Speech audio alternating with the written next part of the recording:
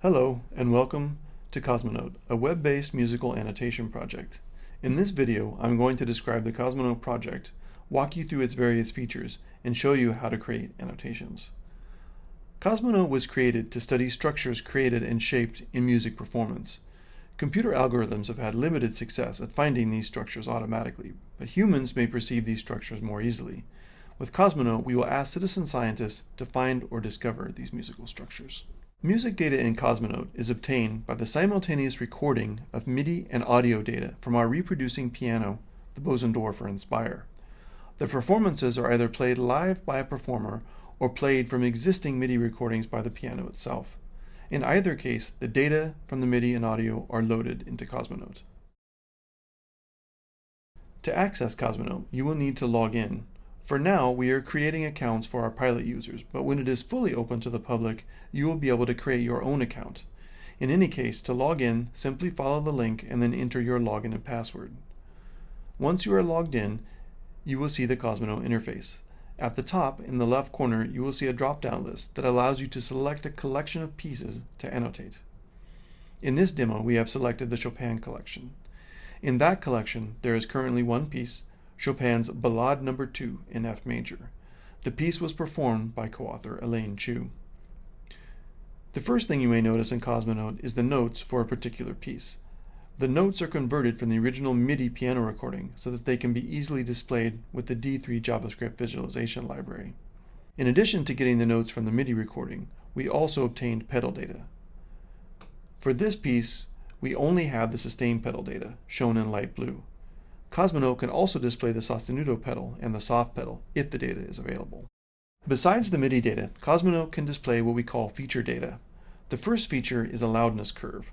The loudness curve is derived not from the MIDI data, but from the audio data obtained in the same recording. The next feature is a tempo curve.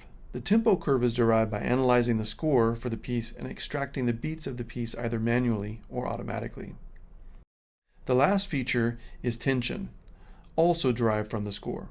To understand what's going on with tension, please read our paper. You can show all of them at once, though the curves get harder to read. The last thing that you can do is to zoom in to some part of the piece. You can adjust the zoom. You can also fine-tune the zoomed area. Finally, you can reset the zoom back to its default state.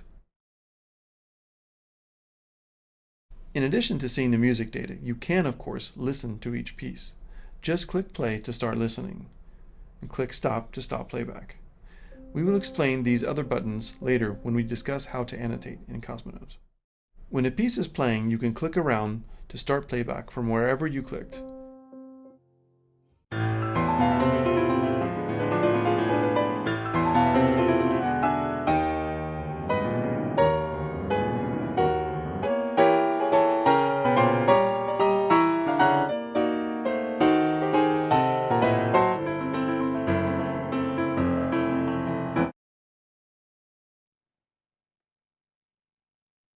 You can also pause playback. When playback is paused, you can click around to start from that position when you unpause.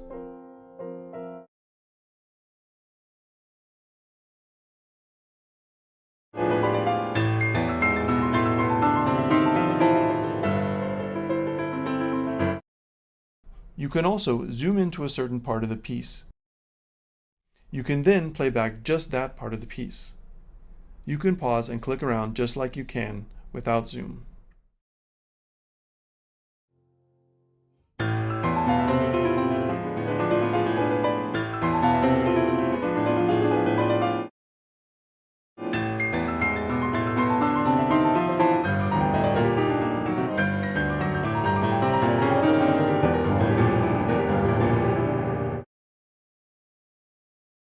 The audio part of CosmoNote was developed in JavaScript using the Web Audio API. The heart of CosmoNote is the ability to annotate the pieces. CosmoNote has 4 kinds of annotations: boundaries, regions, comments, and note groups. The first annotation type, boundaries, can be activated by clicking the boundary button. You can then place boundaries on the piece. Boundaries are meant to mark changes that indicate sections, phrases, subphrases, and motives inside of a piece. Each of these successively smaller parts of a piece are marked by selecting the strength of the boundary.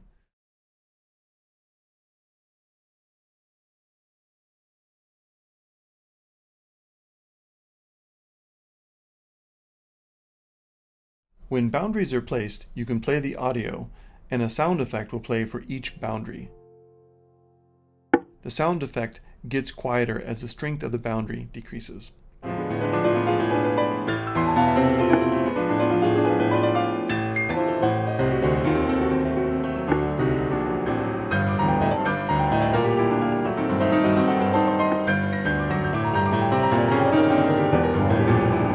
When playing back audio, you can also skip ahead to the nearest boundary. You can also click the back skip button to go back to the previous boundary.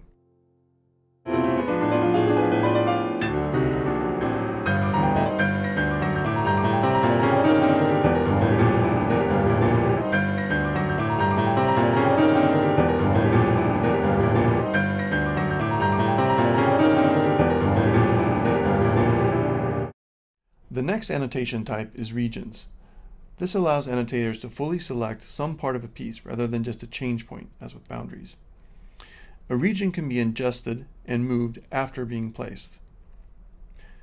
The next annotation is the comment. These can be placed wherever an annotator feels that there is something of interest.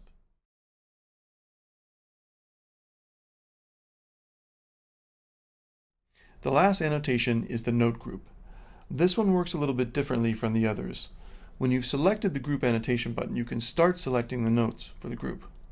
Once you've selected the notes that you want for the group, you can click the second Create Group button, and your group will be created.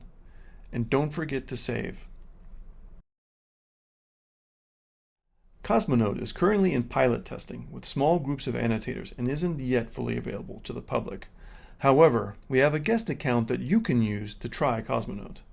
Try out the different tools and add, edit, and remove as many annotations as you like. Just remember that your work will not be saved when you log out or reload the page, since we're not ready to collect annotation data from the public just yet. You can find CosmoNote here at cosmonote.ircam.fr. And here is the login and password for our guest account. Soon, you'll be able to annotate for real, so keep an eye out for the public unveiling by visiting the CosmoNote website. For now, though, play around with the tools and get to know CosmoNote at your own pace.